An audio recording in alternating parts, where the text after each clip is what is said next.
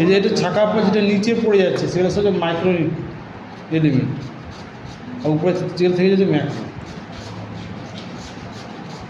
Micro জৈব অণু আর উপরে হচ্ছে ম্যাক্রো জৈব অণু।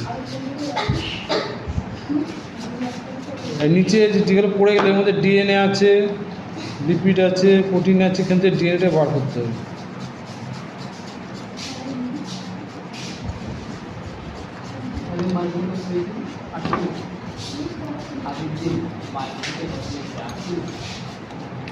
ওই দুটো ধুয়ে রাখ, বাস বাস বন্ধ বন্ধ করে দে। কি আছে?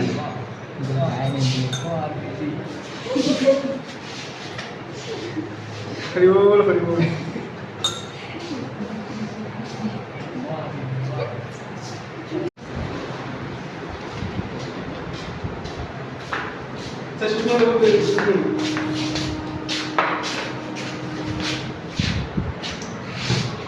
এদের একটা বাস